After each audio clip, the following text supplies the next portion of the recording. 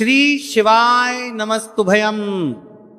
दोस्तों, आज हम आपको एक बेहद अनमोल जानकारी देने जा रहे हैं। 25 जुलाई को पड़ने वाली देवशयनी एकादशी के शुभ अवसर पर यदि आप यह एक चीज खा लेते हैं तो आपके जीवन से गरीबी हमेशा के लिए समाप्त हो सकती है।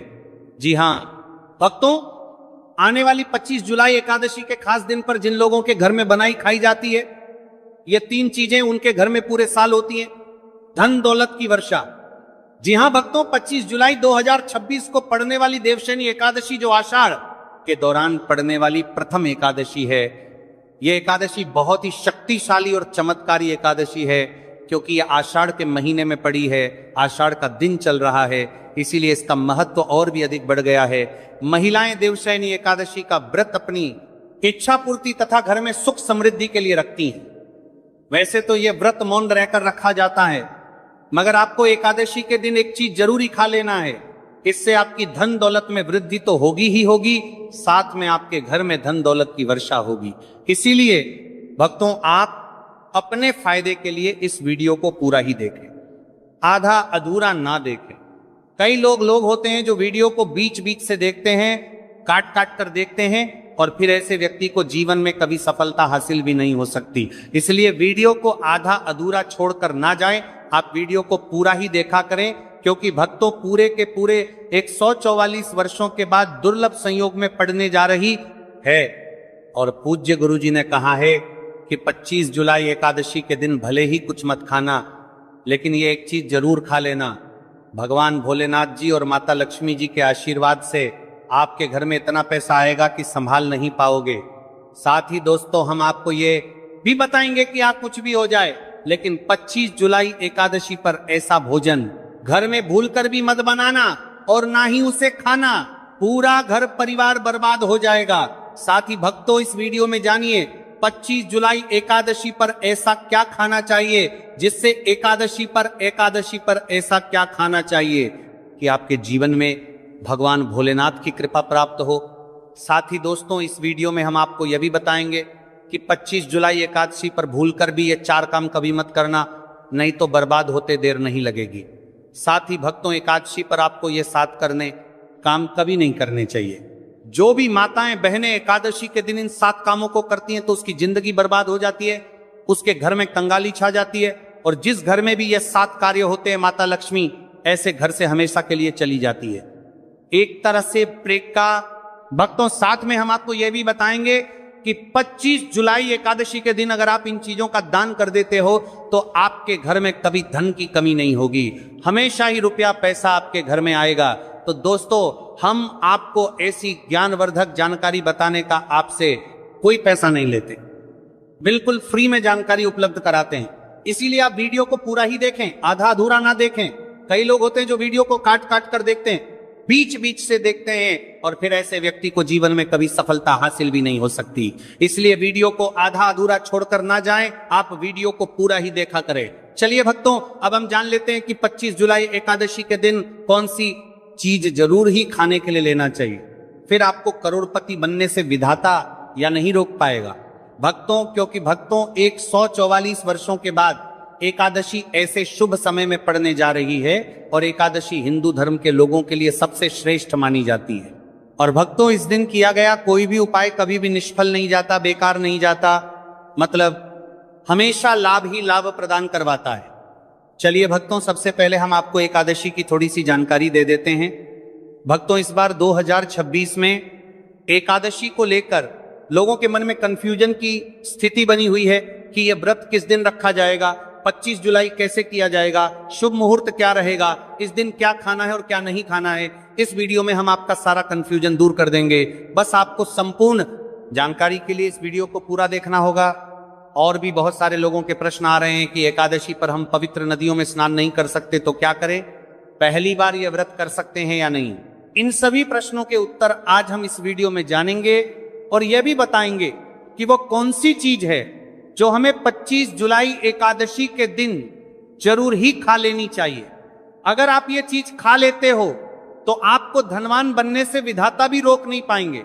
साथ ही भक्तों, एकादशी है और एकादशी की रात तुलसी में एक चीज जरूर बांध देना चाहिए।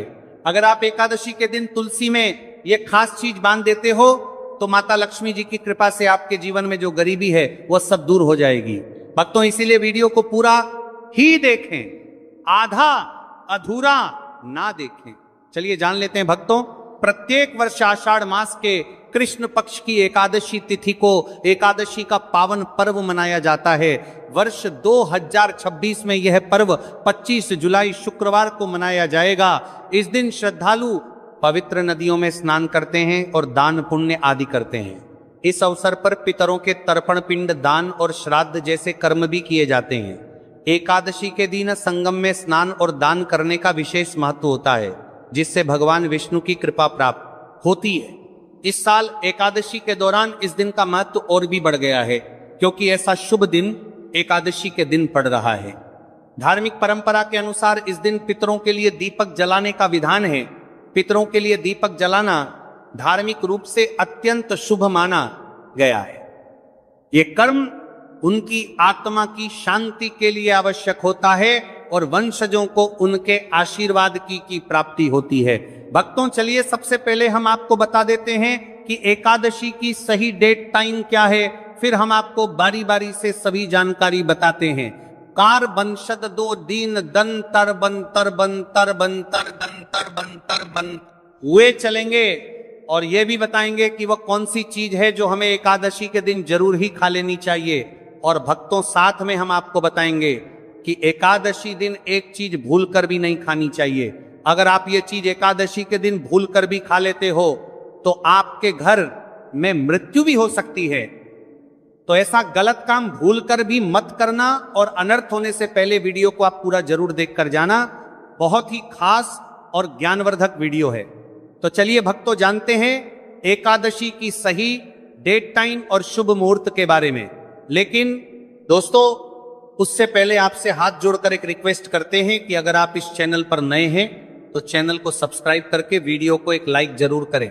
साथ ही आप अपनी राशि को कमेंट बॉक्स में जरूर डाल दें, क्योंकि हम राशि से जुड़ा भाग्य भी बताते हैं और भाग्य में चल रही परेशानियों को तत्काल दूर करने के लिए आसान से आसान उपाय भी बताते हैं। भक्तों, चलिए जान लेते हैं कि 2026 में एकादशी की सही डेट टाइम क्या है। चलिए जान लेते हैं। हिंदू पंचांग के अनुसार साल 2026 की एकादशी 25 जुलाई को मनाई जाएगी। यह आषाढ़ महीने को चला करके करीबार नाजी ही एकादशी होगी।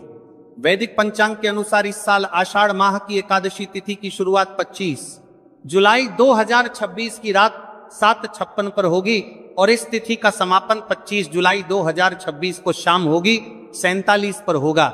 ऐसे में उदया तिथि को देखते हुए एकादशी 25 जुलाई शुक्रवार को मनाई जाएगी और एकादशी का व्रत और पूजा 25 जुलाई को ही होगी। एकादशी के दिन ब्रह्म मुहूर्त में स्नान और दान करना अत्यंत शुभ माना जाता है। इस दिन गंगा, यमुना और सरस्वती नदी के संगम में देवताओं का वास होता है, इसलिए मौनी अमावस्या पर इन पवित्र नदियों के जल से स्नान किया जाता है। इस दिन जरूरतमंदों को दान करने से व्यक्ति को शुभ फलों की प्राप्ति होती है, साथ ही भगवान विष्णु की कृपा भी होती है। दोस्तों, वीडियो में आगे की जानकारी बताने से पहले अभी तक कमेंट बॉक्स में जय माता लक्ष्मी नहीं लिखे हैं तो जय माता लक्ष्मी जरूर लिखना। जब आप हमारे कमेंट बॉक्स में जय माता लक्ष्मी लिखते हैं तो हमें काफी अच्छा लगता है, और आप हमारी वीडियो को लाइक करते हैं तो हमारा मनोबल बढ़ता है, जिससे कि अच्छी अच्छी जानकारी होती है आप सभी लोगों के लिए लेकर के आते हैं। चलिए भक्तों, अब हम आपका ज्यादा समय बर्बाद ना करते हुए जान लेते हैं कि एकादशी के दिन किन चीजों का दान जरूर करना चाहिए, क्योंकि एकादशी के दिन किया जाने वाला दान आषाढ़ दान से भी बड़ा दान माना जाता है। चलिए भक्तों, अब हम जान लेते हैं कि एकादशी के दिन किन चीजों का दान हमें जरूर करना चाहिए। तो भक्तों, पहली चीज है चावल का दान। धार्मिक मान्यता के अनुसार एकादशी के दिन चावल का दान विशेष रूप से शुभ माना जाता है। चावल अन्न का रूप होता है और यह मान्यता है कि चावल का दान करने से घर में समृद्धि आती है, और जो व्यक्ति दान करता है वह अपने जीवन में धन की कमी से मुक्त हो जाता है। इसके अलावा चावल का दान करने से पुण्य की प्राप्ति होती है और यह पापों का नाश करने में भी सहायक माना जाता है। धार्मिक दृष्टि से चावल का दान एक प्रकार से ईश्वर की सेवा करना है, और यह व्यक्ति के जीवन में सकारात्मक बदलाव ला के बाती में ला करके उसका दिखाता है। एक दान करने से की तरफ से आरात्मक बदलाव सकता है। चावल का दान विशेष रूप से उन लोगों को करना चाहिए जो अन्न की कमी महसूस करते हैं। भक्तों, दूसरी चीज है सफेद तिल का दान। एकादशी के दिन सफेद तिल का दान करना भी एक महत्वपूर्ण धार्मिक कार्य माना जाता है। तिल का दान करना एक बहुत पुरानी परंपरा है और विशेष रूप से यह दिन तिल दान के लिए उपयुक्त माना जाता है। सफेद तिल का दान करने से व्यक्ति को भगवान विष्णु की कृपा प्राप्त होती है। ऐसा कहा जाता है कि भगवान विष्णु सफेद तिल से प्रसन्न होते हैं और जो लोग तिल का दान करते हैं उनके जीवन में भगवान की कृपा बनी रहती है। सफेद तिल को दान करने से शारीरिक और मानसिक रूप से भी शांति मिलती है। साथ ही यह पापों के नाश और पुण्य की प्राप्ति में सहायक होता है। तिल के दान से विशेष रूप से जीवन में सुख, शांति, समृद्धि और आंतरिक संतोष की भावना उत्पन्न होती है। इसके अलावा तिल का दान किसी अन्य व्यक्ति को भी स्वास्थ्य लाभ और समृद्धि की दिशा में मदद करता है। भक्तों, तीसरी चीज है आंवला का दान। आंवला एक ऐसा फल है जिसे आयुर्वेद में विशेष महत्व दिया जाता है। इसे जीवन का अमृत माना जाता है क्योंकि आंवला स्वास्थ्य के लिए बेहद लाभकारी होता है। शनिश्चर या एकादशी के दिन आंवला दान करना विशेष रूप से शुभ माना जाता है। इसके बारे में धार्मिक मान्यता है कि अगर किसी को पैसों की तंगी हो या आर्थिक समस्याएं चल रही हो तो आंवला दान करने से इन समस्याओं से मुक्ति मिल सकती है। आंवला दान करने से व्यक्ति के जीवन में भगवान विष्णु की कृपा बरसती है और आर्थिक संकट दूर हो जाते हैं। इसके अलावा आर्थिक मामला स्वास्थ्य के लिए भी बहुत लाभकारी होता है और इसका सेवन शरीर को ताजगी और ऊर्जा प्रदान करता है। इस दिन आंवला दान करने से पुण्य की प्राप्ति होती है और व्यक्ति को सुखी और समृद्ध जीवन जीने की दिशा में मदद मिलती है। भक्तों, चौथी चीज है सरसों के तेल का दान। एकादशी के दिन सरसों के तेल का दान भी एक महत्वपूर्ण कार्य माना जाता है। इसे विशेष रूप से पितरों की कृपा प्राप्त करने और क्षण दोष से मुक्ति पाने के लिए किया जाता है। धार्मिक मान्यता के अनुसार सरसों के तेल का दान करने से पितरों की आत्मा को शांति मिलती है और परिवार में सुख समृद्धि का वास होता है। इसके अलावा क्षण दोष के प्रभाव से भी राहत मिलती है। यह माना जाता है कि यदि किसी व्यक्ति के जीवन में शनि का दोष है तो सरसों के तेल का दान करने से शनि की प्रतिकूल प्रभावों से मुक्ति मिलती है और जीवन में सकारात्मक बदलाव आता है। इसके साथ ही सरसों के तेल का दान करने से व्यक्ति के जीवन में सुख, शांति और समृद्धि का वास होता है। सरसों के तेल का दान विशेष रूप से उन लोगों के लिए लाभकारी होता है जिनकी कुंडली में शनि ग्रह का प्रकोप हो। इस दान से शनि के प्रभाव को शांति मिलती है और जीवन में बाधाओं का नाश होता है। भक्तों, हमने वीडियो के डिस्क्रिप्शन में अपने एक टेलीग्राम चैनल का लिंक पिन किया है जिसे आप ज्वाइन कर लीजिए, जहां पर हम आपकी कुंडली राशि और त्योहारों के मनाने की विधि और उपायों के बारे में बताते हैं और साथ में वास्तु से जुड़ी सारी जानकारी देते हैं। इसलिए देर न करते हुए दी गई लिंक पर क्लिक करके तरह से निषेध है। धार्मिक दृष्टि से मांसाहार का सेवन न केवल शारीरिक दृष्टि से आपत्तिजनक माना जाता है बल्कि ये आपके आध्यात्मिक उन्नति में भी रुकावट डालता है। मांसाहार से शरीर में तामसिक गुण बढ़ते हैं जो मानसिक शांति और संतुलन को प्रभावित करते हैं। हमारा करते हैं वो सर का सलरेप। शास्त्रों में यह कहा गया है कि मांसाहार से शरीर और मन में राजस और तामसिक गुण बढ़ते हैं जो भक्ति के मार्ग में बाधा उत्पन्न करते हैं।